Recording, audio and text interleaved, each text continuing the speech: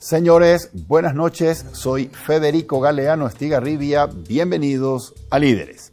En el programa de esta noche, el líder invitado es el señor Adolfo Ferreiro, abogado, periodista, ex candidato a presidente de la República por Avanza País y ex senador nacional. Con el señor Adolfo Ferreiro vamos a conversar acerca de avances y retrocesos en el proceso de democratización del país post-Stroessner. También vamos a hablar acerca de nuestra coyuntura política actual de caras a las elecciones presidenciales del 2023.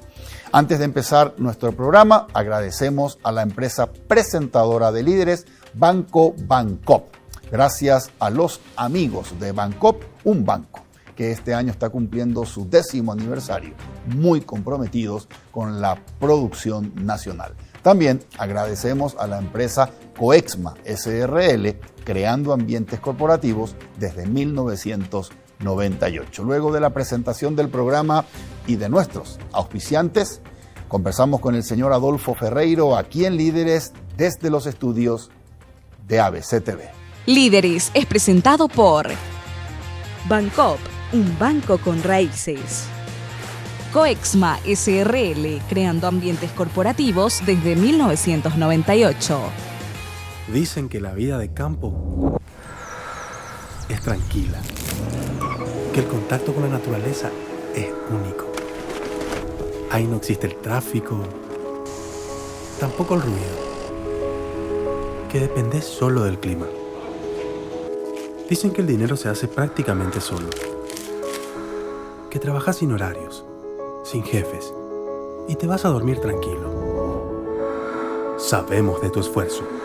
Bancop, un banco con raíces.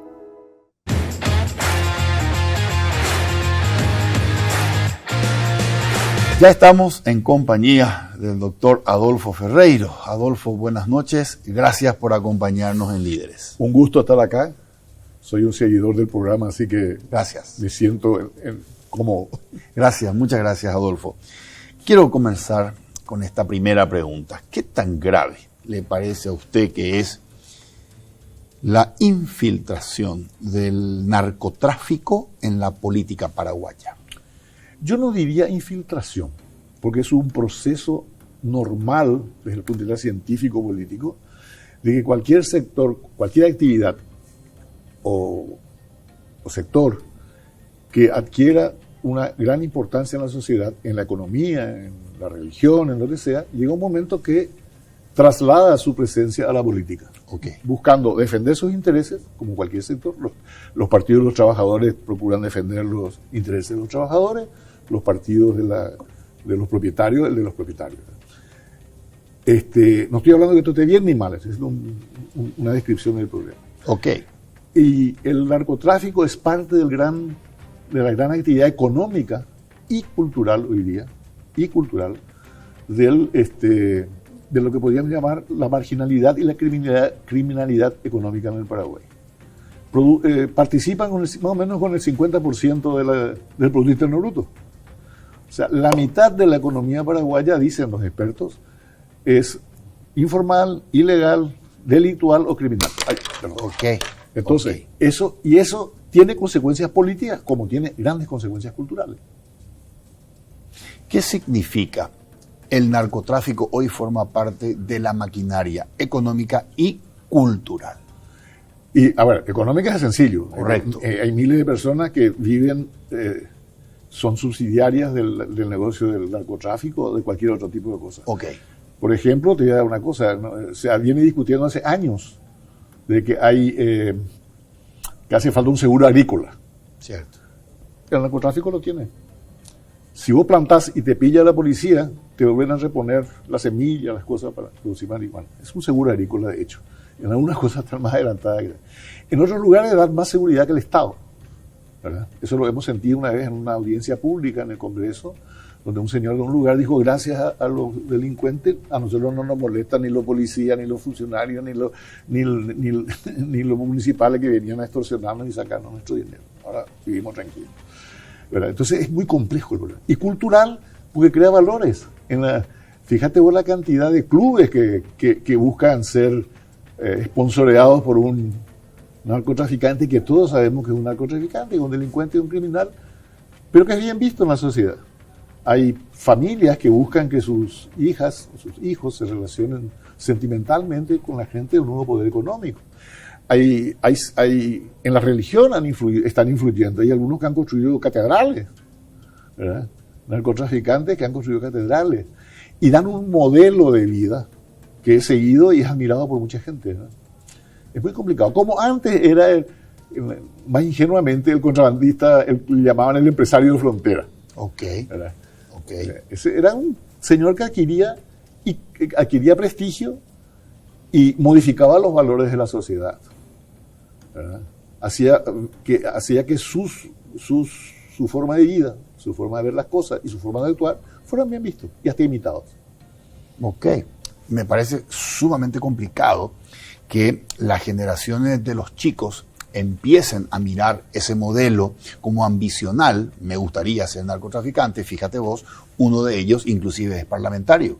Me parece muy grave, doctor. Y sí, pero es la característica del proceso de este tipo, agregados a que se da en un país en decadencia, ¿verdad? Porque gente que no tiene nada que ver con el narcotráfico o con el crimen organizado, más bien yo le llamaría, que no tiene nada que ver, que está en contra incluso moralmente, ¿verdad? De hecho, con sus actuaciones equivocadas o despreciativas de la institucionalidad republicana y del Estado de Derecho, colaboran con eso.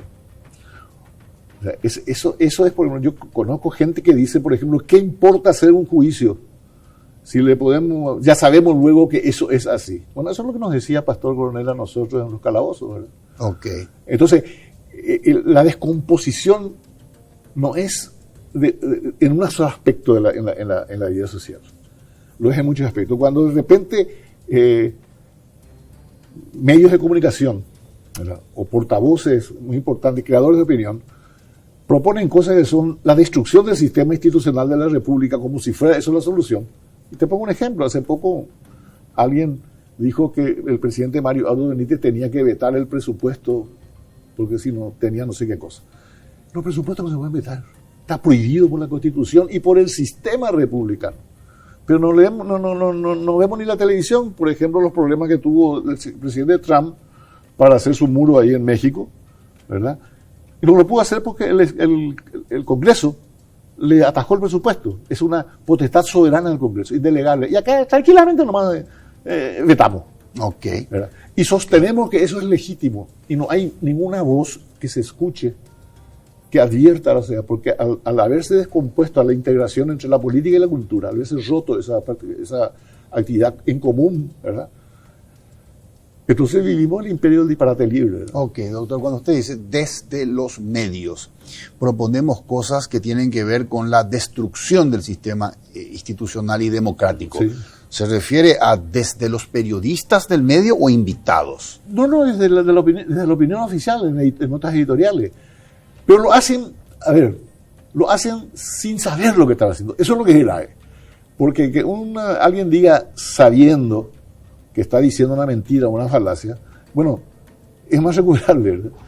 Pero cuando se dice, se lo dice con una ingenuidad y una ignorancia supina de las cosas y un desprecio por el conocimiento, eso entonces es grave. Es como si en la iglesia mañana surgiera un grupo de sacerdotes o de fieles que dijeran, no, nosotros somos católicos, pero Dios no existe. No, pero para un momentito. Ese es un dogma fundamental. Puede decir que la sotana sea más corta o sea más larga, pero no puede decir que Dios no existe. No, pero yo creo, porque mi opinión es como dicen ahora. Y se hizo, no habría religión, no habría iglesia, no habría nada, se dividiría esa institución social que es la iglesia. Bueno, eso pasa en la política. Con las cosas que tienen que ver con la política, porque nadie sabe qué es la política también. Ok. No hay. Escúchame, hace 70 años que en el Paraguay, 60 años que no se estudia educación cívica. Se suprimió la educación cívica. Es como que vivimos un mundo donde la economía es muy importante. ¿Qué es un instrumento de la economía? La aritmética. Sumar, restar, hacer cuentas. Imagínate un país, ¿cómo andaríamos económicamente si la población durante 60 años no hubiese estudiado aritmética? Claro. Bueno, la política es una de las 4 actividades más importantes que hace la especie humana. ¿verdad? Una de las 4, fundamentales. Y siempre hay política. Bueno, entonces, ¿qué ocurre? Porque es ocuparse de lo que es interés colectivo, eso es la política. Pero había que tener una preparación. Yo conozco universitarios que no saben dónde se hacen las leyes, que no saben para qué sirve el Congreso. O prosperan estas ideas de porque anda mal la democracia, hay que destruirla. Eso es una realidad. Ayer leí en Twitter un señor que respeto mucho intelectualmente y moralmente y éticamente, que dice que se decepcionó de la política y que ahora no teníamos que tener más partidos políticos, sino que hacer una especie de mancomunidad amorosa entre todos. Okay. Es una visión infantil del proceso político, social. Correcto. Bueno, toda esa destrucción está ocurriendo al galope en el Paraguay. Ok. Doctor, recién cuando le preguntaba sobre el narcotráfico y su vinculación con la política, me decía usted cosas que son normales en un país en decadencia. Sí. ¿Somos un país en decadencia? Sí. Una decadencia. Nosotros vivimos una época de fracaso educativo espantoso. Hoy día la gente sale de la universidad sin saber leer y escribir. En lo que tendría que saber un graduado universitario, ¿verdad? La secundaria ya no articula contenidos, ¿verdad? Ya no forma ciudadanos, porque esa es la función de la educación pública, laica, secular, graduada y obligatoria. Bueno, yo le pregunté una vez, trabajando de periodista, le pregunté a un decano de una universidad que construyó una capilla en su facultad. Entonces le pregunté cómo compaginaba eso con el principio de la laicidad. ¿Y sabe qué me contestó? ¿Qué es eso? Era decano. Estamos muy mal. Bueno, entonces, a ver, se me perdió. Bueno, es decir, estamos en un momento de decadencia. ¿Por qué? Porque la cultura se sustenta sobre una pata de la cultura de la educación. Ok. Y al fracasar la educación, el principal instrumento de influir en la cultura positivamente se pierde. Bueno, entonces, además estamos en un mundo que está en crisis en muchos aspectos, ¿verdad? Muchas cosas están en cuestionamiento y está bien que así sea. Pero cuando no tenemos cómo defendernos de eso, bueno, entramos en un proceso de decadencia.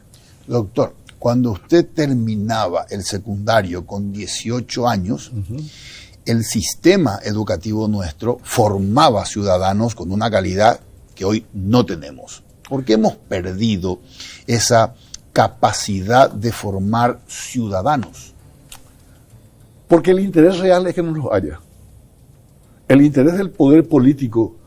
Porque la educación que hay es la que la política quiere. O sea, a ver, en los años posteriores a la guerra del 70, la política quiso convertir al Paraguay en un país moderno y utilizó la educación como una de sus herramientas fundamentales, siguiendo los principios, digamos, de la educación pública argentina, que ya venía con una gran tradición de formar ciudadanía, formar a nuevos soberanos, como decían ellos, que era el pueblo. Bueno, inculcar valores, etcétera. Y cultura, conocimientos concretos. Bueno, eso desaparece en la década del 70, más o menos. Y se empiezan a experimentar con reformas y criterios educativos que yo no soy quien para analizarlos técnicamente, pero puedo ver los resultados, ¿verdad? Hoy día la gente no sabe más leer y escribir, ¿verdad? Yo soy abogado y veo escritos de colegas míos y hasta de algún juez que te escribe Vuestra Señoría con B larga, ¿verdad? Y al perderse la lengua, la habilidad, se pierde la herramienta de comunicación inteligente y de acumulación de conocimiento. Y ahora estamos con la historia esta del lenguaje de género y compañía, que eso va a terminar por volvernos burros, ¿verdad? Pero está de moda. Ok. Entonces hay que seguir las modas tontas y no hay crítica a eso, ¿verdad? Entonces, estamos en un momento difícil, ¿verdad? Ok. Entonces, si queremos revertir, si nos proponemos revertir nuestra decadencia, tenemos que trabajar esa pata, fortalecer esa pata que tiene que ver con el sistema educativo. Sí, pero desde una posición política. ¿Eso qué significa? Y significa, por ejemplo, tomar la decisión política, así, bueno, ¿qué se va a enseñar? ¿Verdad? Por ejemplo, la gran discusión si tiene que haber educación técnica, predominante técnica o humanista. Ok. Bueno, y sí, podemos tener una excelente educación técnica, suponete que esa sea la línea, sí, pero unos analfabetos culturales y sobre todo unas personas manipulables por cualquier fanatismo, por cualquier orden, ¿verdad? Entonces, la educación es una política de Estado, ¿verdad? Que se decide para qué se educa, para qué tipo de sociedad queremos ser. Esa discusión de qué tipo de sociedad queremos ser no existe. Ok. Eso es lo que yo le llamo un poco, no sé si soy claro, pero eso le llamo la decadencia, ¿verdad? Correcto. Una sociedad que dejó de ocuparse de eso es decadente. Doctor, recientemente hemos cumplido 33 años de Paraguay en proceso de democracia post-Stroessner. Hágame un balance acerca de cuánto hemos crecido o cuánto nos hemos desarrollado políticamente en estos 33 años post-Stroessner. Yo cuando me preguntan eso suelo decir que lo más importante fue la pacificación de la política. O sea, las relaciones políticas, que son de luchas por el poder, por ideas diferentes, por lo que sea, se volvió pacífica. Tuvimos algunos sobresaltos pequeños, ¿verdad? En comparación. Pero nadie se va a vivir a 20 años a la cárcel como antes por pensar políticamente. Por pensar políticamente de una manera diferente, ¿verdad? Nosotros tuvimos gente con 20, 15, 12, 13 años de cárcel por pintar una pared contra la dictadura, ¿verdad? Entonces, y eso era bastante barato. Porque también hasta la vida, ¿verdad? Exactamente. Pero eso por un lado. Se pacificó la política, se pluralizó el país, se adoptó la mayor pluralidad en pensamientos, ideas, lo que sea. Bueno, se comenzó un proceso de institucionalización muy interesante y necesario a partir del 89, y que llegó más o menos a ese proceso hasta el 2004-2005, y ahí empezamos a caer otra vez, ¿verdad? En una desinstitucionalización, ¿verdad? Bueno, ese es el gran. Fíjate hoy, cuando yo era joven, hasta los años 80, 70 y pico, nadie pensaba que de la dictadura se iba a salir pacíficamente. Se iba a salir con un baño de sangre. Y en esos 10 años, hasta el 89, digamos, del 79 al 89, por ahí, hubo un proceso de maduración muy grande de la política paraguaya, donde se encontró un concepto diferente, que era el de la transición, no el de la revolución.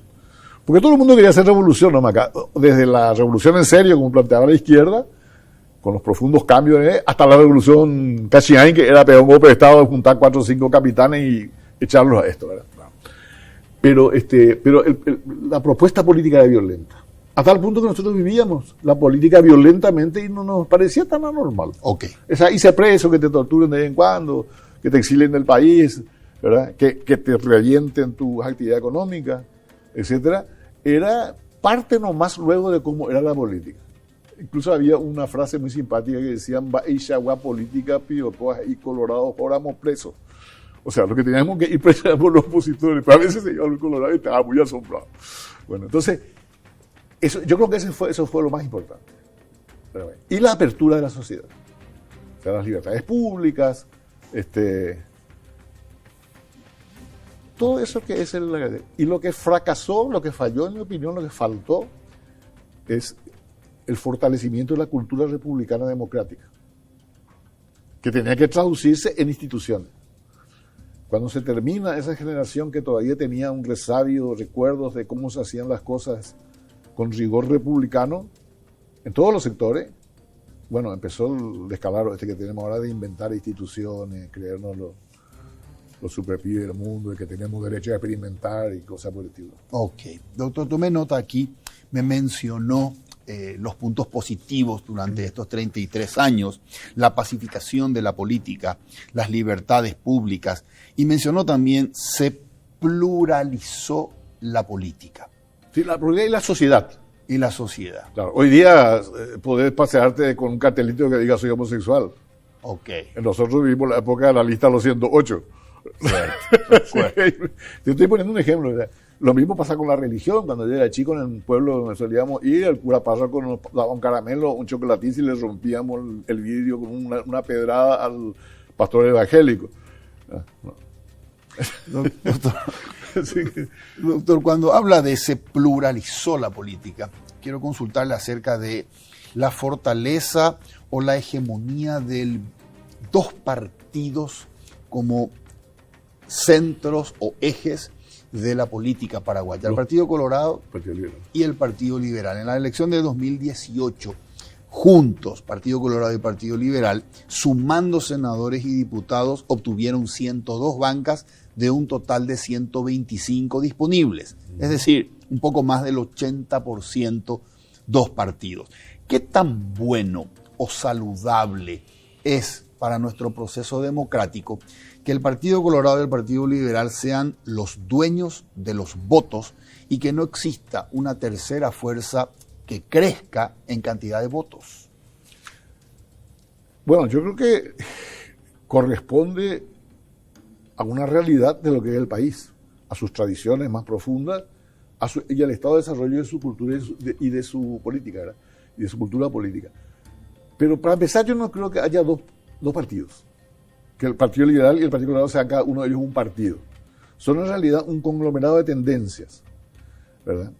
Que hay diferencias internas dentro del Partido Colorado y diferencias internas dentro del Partido Liberal que son buenas, que es bueno que las haya, ¿verdad? Okay. O sea, que expresan mucho más que una voluntad hegemónica y comunitaria. El Partido Colorado es un poco más coherente, más consistente, mejor dicho, que el Partido Liberal, que es más plural, más diverso. Ahí desde gente que piensa casi como socialista hasta gente que piensa como conservadores católicos, ¿verdad? Entonces es una pluralidad, ¿verdad? En segundo lugar, el bipartidismo en sí mismo no es ni bueno ni malo.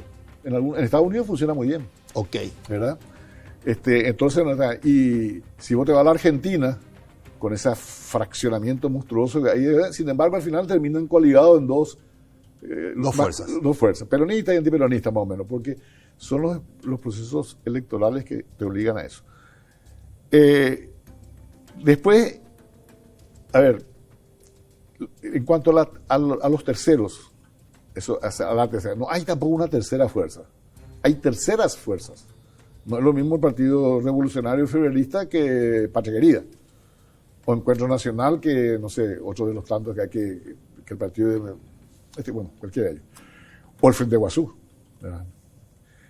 Entonces hay mucho más pluralidad que se organiza partidariamente de una determinada forma. A veces por razones electorales, a veces por tradiciones, ¿verdad? Por ejemplo, ser progresista en el interior del país no es lo mismo que serlo en Asunción. Okay. Y ahí tenés que hacerlo a lo mejor a través del Partido Colorado, o en el Partido Colorado o en el Partido Liberal, ¿verdad?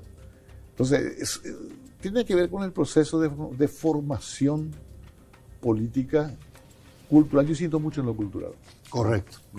Doctor, ¿es correcto decir que el Partido Colorado tiene vocación de poder y el Partido Liberal tiene vocación de segundón? No, yo no creo eso. Me parece que se han instalado muchas frases hechas, ¿verdad? Que finalmente no, como aquello que los paraguayos somos más valientes porque comemos mandioca. Increíblemente la cantidad de gente que lo cree, ¿verdad? Bueno, entonces, pero, a ver, lo que tiene el Partido Colorado por encima del Partido Liberal, ¿verdad? O a diferencia del Partido Liberal, más que vocación de poder, es que tienen un proyecto claro, ¿verdad? O sea, los colorados tienen mucho problema en qué van a hacer cuando gobiernan. Se pelean mucho por ver quién gobierna. Pero después viene la famosa unidad republicana, que está basada en que tienen todos conciencia de sus intereses comunes como partido y su programa como partido central es todo nuestro y nos tenemos que quedar para siempre. Después arreglamos todas las cosas. Pero ahí no hay grandes discusiones sobre nada. ¿Todo el Estado es nuestro? Todo el Estado y la cultura es de ellos. Porque en la gran batalla cultural que viene desde la década del 30 más o menos, han ganado los colorados. Los liberales se han vuelto nacionalistas.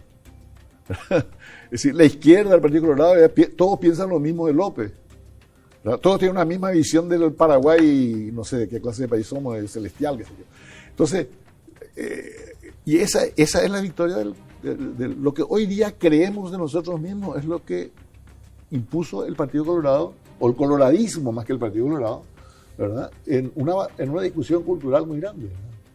Que terminó, se canceló en favor de que hoy día el 90% de los criterios y valores culturales que tenemos son colorados. son del coloradismo. Okay. Entonces, el fenómeno es mucho más complejo, ¿verdad? Entonces, tienen más claro ellos cuál es su objetivo, su plan político, ¿verdad? Y tienen más experiencia porque hace 60, 70 años que gobiernan, ¿verdad? Mientras que en los otros partidos hay más, en los otros sectores, en el liberalismo, hay menos liderazgos, no hay tanta ponencia internas relativamente, ¿eh? Pero después les es muy difícil gobernar porque no hay unidad de criterio, ¿verdad? ¿Qué queremos hacer en el país? Entonces, y eso lo vemos, andar a preguntar a cualquier partido, es decir, ¿qué piensan hacer en los próximos 20 años en materia de educación en el Paraguay? Correcto. Nadie tiene la más mínima idea. Okay. ¿Qué piensan hacer en el tema más grave que para mí existe, que es el de la urbanización, con todo lo que implica? Urbanización. Claro, vamos a ser un país donde vamos a tener el 70% de la gente en ciudades. El Paraguay duplica su población cada 20, 25 años. Ok. Bueno, sobre todas esas cosas no hay un documento partidario que se pueda leer. Antes los partidos tenían hasta 2 periódicos por partido que discutían sus propuestas, sus líneas, etcétera. Hoy día no tienen ni una página web que se pueda leer, ¿verdad? Porque se perdió esa discusión respecto a la sustancia de la política que tiene que ver con las necesidades sociales, el plantear ideologías, el plantear propuestas. ¿Por qué perdimos eso? Porque en la lucha por el poder eso ya dejó de ser importante. O sea, la Constitución Nacional del 93 aniquiló los partidos políticos. Hoy día no hay partidos políticos como para cumplir la función de filtros de la calidad de la política. Hoy día no. Si un partido dice, hoy día vamos a hacer tal política, vamos a hacer la reforma agraria o la reforma educativa, para no ser tan conflictivo, que va a consistir en esto, discutido en sus órganos internos y en sus convenciones y adoptado como línea política, no puede decir, bueno, acá el señor Francisco es el mejor que tenemos para esto. No, a vos te puede ganar el curandero de la esquina o el rock and rollero del barrio o el narcotraficante, porque con el sistema electoral que tenemos, los partidos ya no pueden designar a las personas más idóneas que tienen para cumplir ciertas funciones. ¿Cómo designarían entonces? Las convenciones, cuando se discute en una convención, o los liderazgos. Por ejemplo, cuando el Partido Liberal entra en el proceso, ¿qué dice la INO? Dice, bueno, acá los grandes problemas que tenemos que resolver son tales. Y los pone en el Senado, y eso lo aprueba la convención, y eso se ofrece a la sociedad, a la gente más idónea que tenía el partido, Fernández Arévalo, un Campos Cervera, etcétera. Sin incurrir en un proceso de elecciones internas. No, se incurre en el proceso de elecciones en la convención partidaria. Es decir, nosotros hemos olvidado de lo que enseña la civilización y la cultura política del occidente democrático. El sistema, pero nuestra constitución dice sistema de partido, ¿verdad? Democrático de partido. Y entramos en una fantasía de concepción de cómo se participa en la política que no es real, ¿verdad? Es como, nosotros queremos hacer en política, ¿verdad? El catolicismo sin cardenales, sin concilio, sin obispo. La persona elige lo que se le da la gana, ¿verdad? Y eso destruye la República Democrática. Ok. Es decir, pero eso habría que discutirlo, habría que analizarlo, habría que conversarlo. No se discute, no se va. A mí no me preocupa tanto lo que ocurre. Me preocupa que a nadie le importa un comino. Y seguimos avanzando en reformas electorales o institucionales que son la negación de la República. ¿Verdad? Doctor, sobre el punto de nadie discute los temas que son importantes. En el año 1993, el presidente Wasmosy, ante las necesidades urgentes que tenía que resolver, por ejemplo, una nueva Corte Suprema de Justicia, por ejemplo, adaptar al país a la Constitución de 1992, convoca a Domingo Laíno, convoca al líder Montaner y dice, necesito un pacto de gobernabilidad porque estas cosas tenemos que resolverlas juntos. En España, en el año 2005, el presidente Rodríguez Zapatero, representante del PSOE, convoca a todas las fuerzas políticas y dice, tenemos que terminar el tema de la ETA, de la organización terrorista. Sí. Y logró el apoyo de todos, menos del Partido Popular. Mariano Rajoy finalmente, pero logró el apoyo de todos porque eran los temas que a la sociedad le importaban. ¿por qué hoy nosotros no vemos una cumbre de líderes políticos para tocar temas, independientemente a las disputas electorales, para tocar temas que tienen que ver con las urgencias nacionales? Por ejemplo, el narcotráfico, los secuestros y el del grupo autodenominado Ejército del Pueblo Paraguayo, o por ejemplo, el tema que nos está preocupando ahora, que es el encarecimiento de los alimentos. ¿Por qué no vemos esas cumbres para ponernos de acuerdo en esos temas nacionales? Por la mala calidad de la política y de la vida social del Paraguay. Y lo está pidiendo ya muy grande. Ya no hay una cumbre de grandes líderes. No se puede hacer ni siquiera equipos de trabajo para abordar temas importantes. Cuando empezó el gobierno de Mario Abdo Benítez, ¿verdad? El ministro era Villamayor, del Interior creo que era, tuvo una idea muy importante, que era hacer una mesa de trabajo para proyectar la reforma constitucional necesaria. Creo que hubo otras reuniones, pero no se fue más nadie. Nosotros cuando estábamos en el Congreso con el senador López Perito presentamos un proyecto para crear una Comisión Nacional Constituyente, o sea, para preparar una reforma constitucional que es imprescindible. Nuestra Constitución no da más. Ya ni se cumple, ya creo que ni en el 10%, ni es aplicable siquiera en muchos casos. Entonces, se quedó durmió el proyecto, ¿verdad? Estamos muy en lo inmediato, en lo coyuntural, en lo contingente, y en una cosa muy complicada, que es muy jorobada, que problemas que creemos en un microclima que son graves y que deben ser tratados, a muy poca gente le interesa cambiar. A veces por razones perversas y a veces con justas razones. Por ejemplo, ahora está de moda hablar contra el contrabando. Pero nadie habla sobre el problema del contrabando. El contrabando no se inventó ayer, el contrabando empezó en la época de la colonia. En 1500 y pico ya había contrabando. Nosotros éramos contrabandistas en la época de Stroessner para traer libros de contrabando. Así que no me cuente, el contrabando es una cosa complicada. Y tiene que ver con el modelo económico, con las medidas absurdas que toman los gobiernos, y ahora con el descalabro de la economía argentina, que no hay ninguna posibilidad de reprimir el contrabando. Porque es tanta la diferencia de precios y costos que hay, que vence cualquier proceso represivo.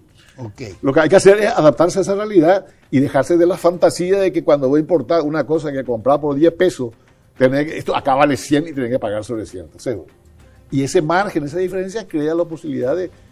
Es el negocio de las autoridades. Correcto. No, joder. Correcto. O sea, habría que hablar en serio. Si, bueno, vamos a hacer la reforma tributaria. Correcto. Que hay que hacer para enfrentar esta época de descalabro en la economía argentina que hace que ya esté todo tirado. Exactamente, exactamente. Doctor, esta mala calidad de la política es la causa que genera el divorcio que estamos hablando respecto a las necesidades de la gente, ¿ok? Y los problemas sociales, por ejemplo, mencionado por usted, el problema de urbanización, más las necesidades de la gente, y por otro lado, ¿a qué se dedican los políticos? Hay un divorcio. No, espera, ahí yo no estoy de acuerdo. No es la mala calidad de la política la causante. La política es de mala calidad, hay otra causa previa a eso. Acá es de mala calidad todo. Acá de mala calidad la literatura, de mala calidad, qué sé yo, los sindicatos, de mala calidad los gremios, de mala calidad la universidad, de mala calidad la iglesia, si vos comparás con... de mala calidad el periodismo, vamos a ser francos, ¿verdad? Hoy día es de mala calidad, y no porque quieran ser de mala calidad, hay condicionamientos complejos, ¿verdad? Okay. Bueno, entonces, ¿qué ocurre? Todo en el Paraguay en este momento es rasca.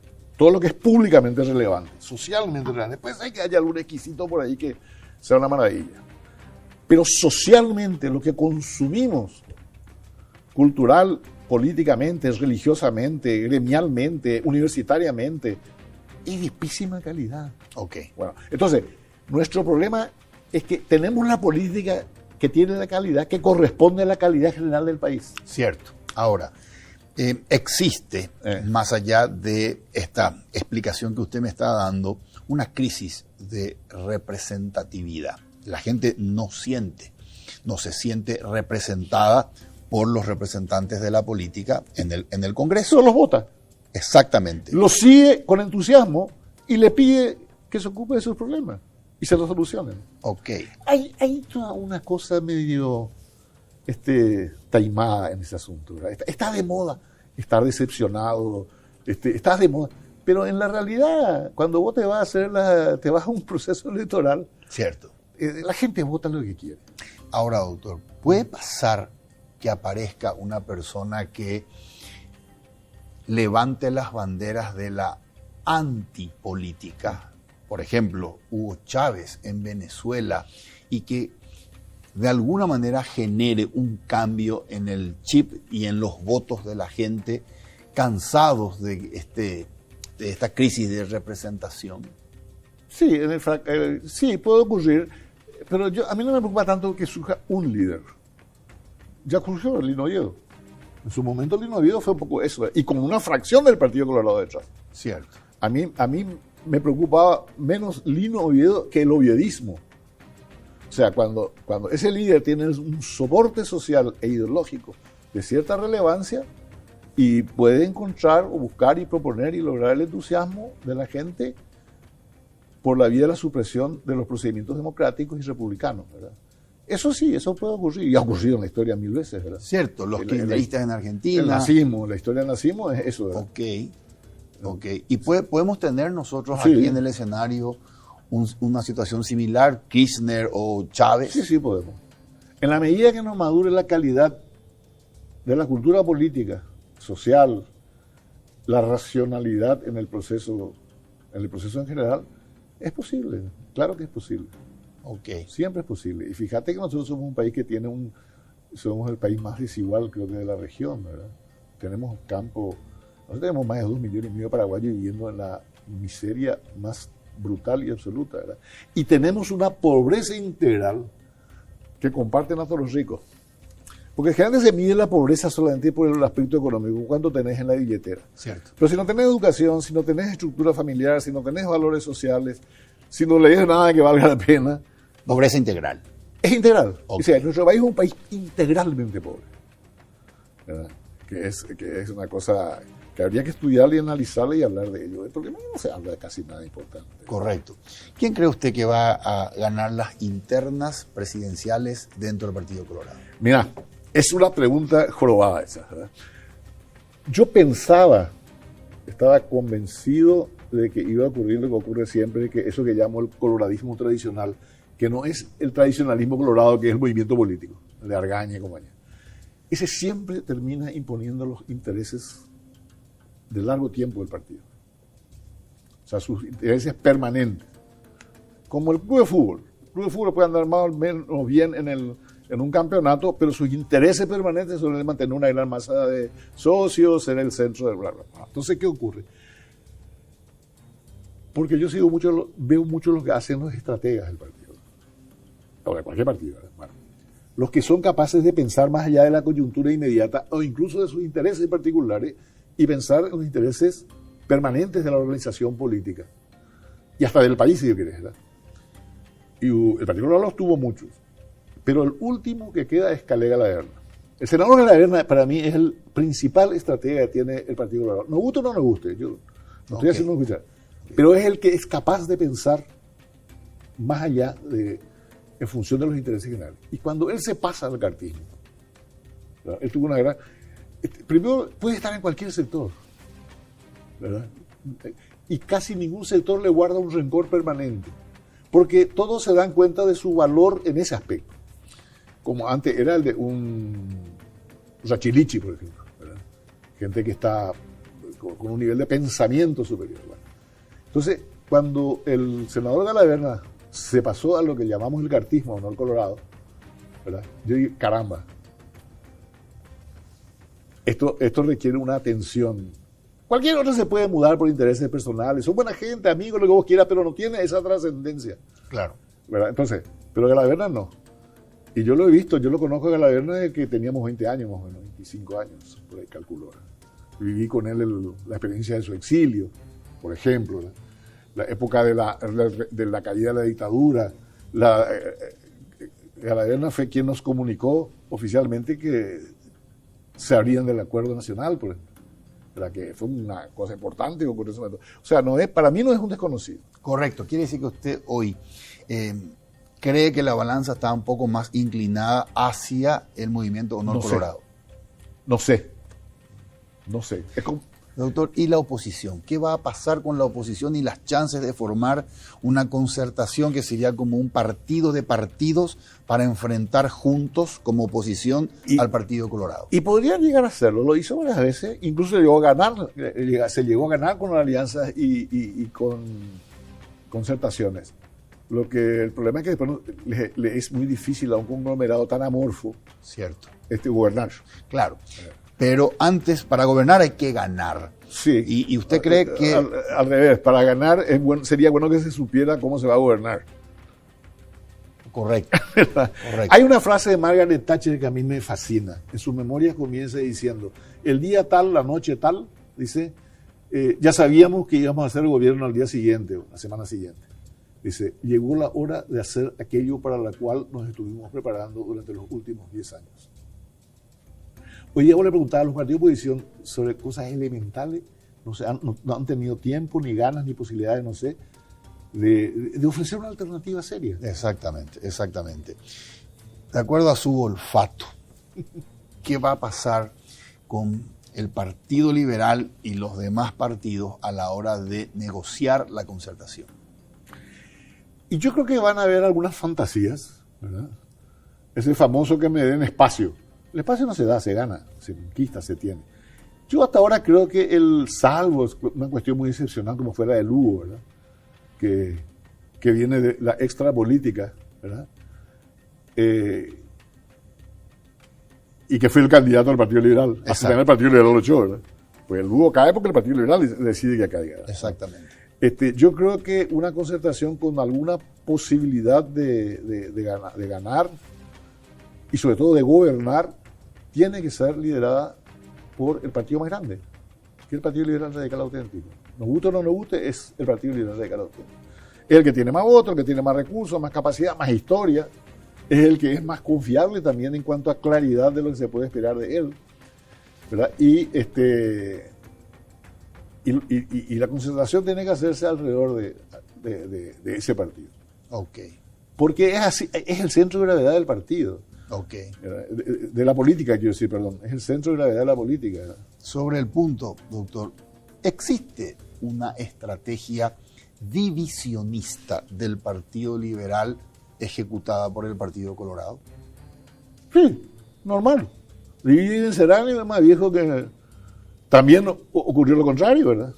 Es decir, los partidos de oposición aprovecharon las divisiones y estimularon las divisiones del Partido Colorado para echar los trones. Correcto. Así que eso es común. Y ahora, hoy día, entre los partidos en general, en la cotidianidad política, eso, como dicen la televisión, es buscar exacerbar diferencias y también afinidades. Ok. Pero eso es lo normal en el proceso político. Ok. Doctor, hace una semana atrás, aquí sentado en el programa, el historiador y catedrático inglés Andrew Nixon me dijo que el pueblo paraguayo sigue votando al Partido Colorado porque lo considera el mal menor y que esa es una responsabilidad de la incapacidad de la oposición. ¿Qué opina, doctor? Me parece una opinión un tanto simple, ¿verdad? Muy efectista, pero simple. Yo creo que la gente vota no el mal menor, sino lo mejor, lo que ve como lo mejor, ¿verdad?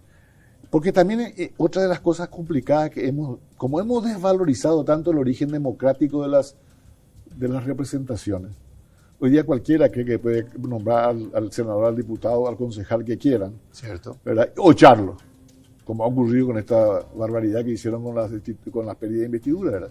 Que es algo que no se puede hacer constitucionalmente ni desde el punto de vista del principio republicano y democrático. Acá se hace nomás. Agarrar un artículo que no tiene nada que ver, inventar una interpretación y bueno, y ahora tienen que parar porque se van a terminar sacando la cabeza a todo uno a otro, ¿verdad? Pero entonces yo creo que está bien lo que dicen. Se puede decir eso, pero yo creo que la gente es mucho más inteligente cuando vota que lo que creemos nosotros. Y te doy un ejemplo dramático. La gente desprecia el voto que se vende. El que va y vota por 100.000. Porque yo creo que ese es el voto más inteligente que hay. Porque de una gente, la que hace eso, sabe con claridad que eso es lo único que puede esperar de la política. que es sacar ese 50.000, esa camiseta, ese pan dulce, lo que sea, el día de las elecciones, porque después la política no le va a dar nada. Nosotros todavía que estamos mejor económicamente podemos pensar que sea una libertad, en que haya más impuestos, menos impuestos, no sea. Pero ellos están en la lucha por el pan diario.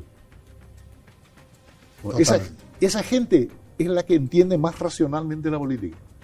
Por eso también de repente te da sorpresa que son ricos todo comprable, pero de repente te votan gratis cuando les aparece una oportunidad o una esperanza que la sienten real. Cuidado con eso. Yo una vez fui a un acto y me presentaron como abogado, ¿verdad? Y en un momento el borrachín del pueblo, del barrio, empezó a incidentar. Y le dice al organizador, dice, pues vamos a escucharle todo a este señor. Y el borrachín dice, él conoce señor, él es abogado. Y dije, compañero, te felicito. Él expresó lo que en realidad él conoce señor, él es abogado. Es una cosa sensacional. Esas tenés millones. Es una cosa que tiene linda la política. Conocer a la gente, al país, al mundo, en todos sus niveles y te encontrás con su... Y de repente al campo, una campaña electoral a prometer, qué sé yo, o a plantear cosas, y encontrar que hay gente que está viviendo hace 12, 13 años, 15 años en la cuneta de la ruta. ¿Qué le puedes decir? Exactamente.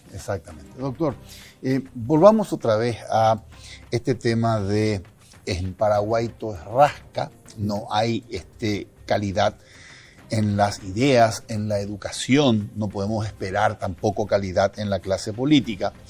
Y también volvamos a, somos un país en decadencia en términos de nuestros valores, nuestra cultura, nuestra educación, nuestra política. Me decía hace poco el senador Enrique Riera que cuando él se entera que su padre estuvo preso por defender valores como la libertad, la democracia, la libertad de expresión, él asume la responsabilidad de seguir esa lucha. Me decía él, yo soy Enrique Riera, hijo, y tengo que embanderarme de esos valores y tengo que defenderlos. Los jóvenes nacidos post-Stroessner posiblemente no tengan luchas o causas con las cuales comprometerse, porque no han visto ese escenario que ustedes lo vieron y lo sintieron, que es el escenario de la lucha por conquistar la democracia y las libertades. Por lo tanto, los jóvenes de hoy están bastante desinteresados respecto a nuestras cuestiones políticas diarias o los hechos cotidianos de nuestra vida política. Ese desinterés puede generar como consecuencia que vayan perdiendo fuerza en nuestra sociedad valores trascendentales como la democracia, la libertad de expresión y hasta la familia como valor de la sociedad. Sí, pero el no haber participado de ciertos procesos desaparecen para uno, si desapareció también el mecanismo de la transmisión de la experiencia y de la historia y de la cultura. Yo no creo que ningún joven judío hoy día, ningún judío de que tenga 20, 25, 30 años, vio un campo de concentración, ¿verdad?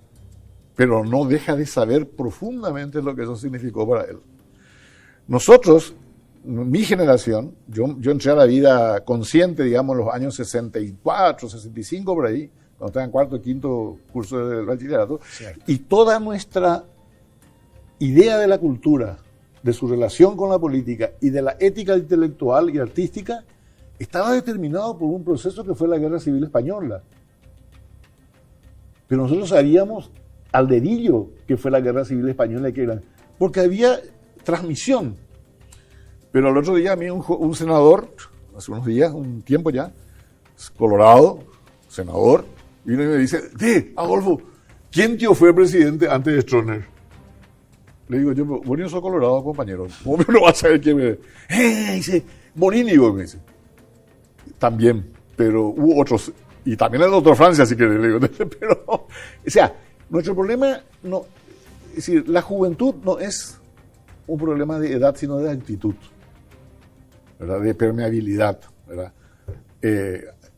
Y al no haber un aparato cultural que le nutra a la juventud de esos valores, bueno, y como no tuvo la vivencia, es como decir que alguien que no pasó hambre nunca va a entender lo que es el hambre. Y no, y por supuesto que no va a entender si no leyó nada, no le he contado nada, no oyó nada, pero alguien que leyó mínimamente algo sobre lo que es el hambre, aunque haya comido bien toda la vida, va a tener conciencia de la existencia del problema.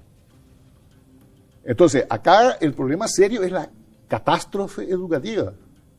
Nadie sabe más nada de nada.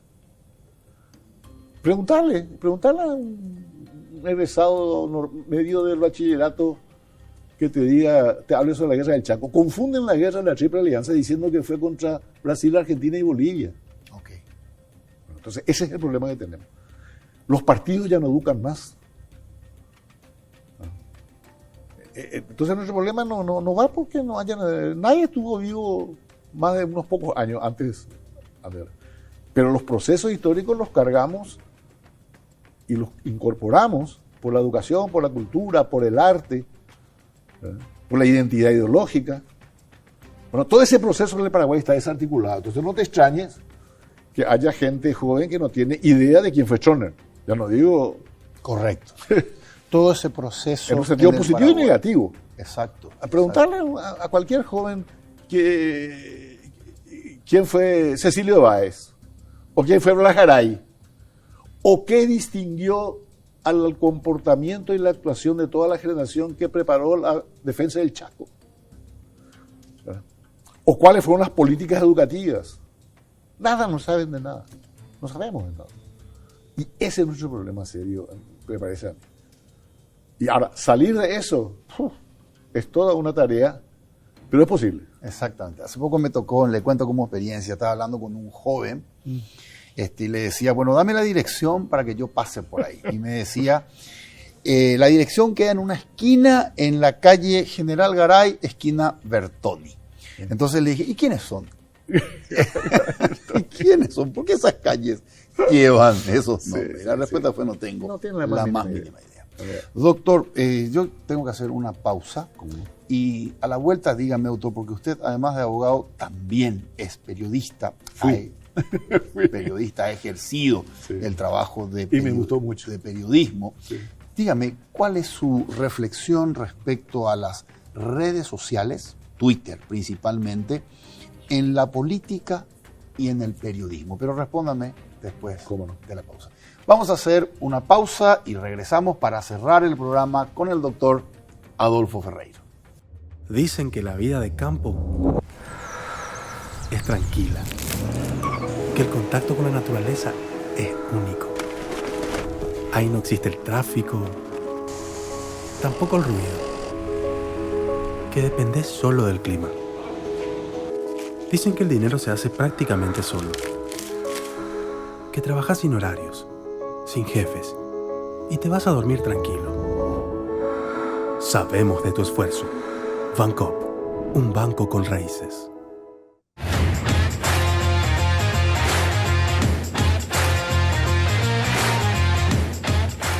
Continuamos con el señor Adolfo Ferreiro. Doctor, le dejaba la pregunta respecto a su reflexión sobre las redes sociales, Twitter, y su impacto en la política y en el periodismo. Fantástico, maravilloso eso, porque es una potenciación de la capacidad de comunicación estructurada y también desestructurada, ¿verdad? Porque gracias, por ejemplo, a Twitter, ¿verdad? O al sistema, esos aparatos, no sé cómo se llaman, hoy día puedes leer todos los libros que hay en el mundo, el internet, ¿verdad? Hoy tenés en el telefonito, tenés la biblioteca del mundo, todos los libros, todos los mapas, todas las estatuas, toda la arquitectura. Bueno, esa es una cosa maravillosa, da enormes posibilidades. Como en su momento lo dio en su escala la imprenta. Ok. Bueno, lo que hay que saber es discriminar y madurar una utilización culta, responsable y ¿cómo se llama? Y sana de esa herramienta. Y va a seguir habiendo toda la basura, todo va a seguir habiendo, y la mentira, y la fake news, ¿cómo es? Fake news. Fake news, qué sé yo. van a seguir habiendo, porque eso lo hay siempre. Lo hay en el chisme del barrio. Ok. Así que, Ok. no. Ahora, esa utilización sana y discriminativa de lo que es basura o no, es trabajo de los periodistas profesionales. En parte, y en parte de la persona que usa el Twitter. Si yo no leo porquería en el Twitter, ni en el diario, ni en ningún lado, porque sé discriminar lo que leo. Yo no leo lo que dice don Pangracio Pérez sobre la guerra de Ucrania, ¿verdad? Porque le odia a los rusos. Cierto. Lo que hago es leo la BBC de Londres, ¿verdad? Que sigue siendo, finalmente, por Twitter o por emisión radial o por lo que sea, sigue siendo una fuente respetable. Correcto. ¿Verdad? Entonces, a ver, uno accede a los medios y a la información desde su cultura y de su calidad humana, ¿verdad? Y a nadie se le puede obligar a ser mejor de lo que es, ¿verdad? Entonces, hay que usarlo más. Correcto. Además, muy divertido. Es muy divertido. Doctor, ha sido un gustazo y un placer conversar con usted Si en me el programa. permitís, te voy a dejar un obsequio que te traje. Muchas gracias, Es la doctor. obra completa de un escritor intelectual que murió a los 23 años. René Dávalos. Es la mejor persona de nuestra generación, probablemente. Ah, sí. 23 años, mira el libraco que dejó. 23 años. Sí, René Dávalos, 50 años después. sí, señor. Muchas gracias. Lo voy a leer íntegramente. Es muy interesante el para fin ver, de semana. para apreciar cómo fueron las cosas, ¿no? Gracias, doctor. Un placer conversar con usted. Igualmente. Soy Federico Galeano Estigarribia. Esto fue Líderes. Buenas noches. Líderes fue presentado por Bancop, un banco con raíces. Coexma SRL, creando ambientes corporativos desde 1998.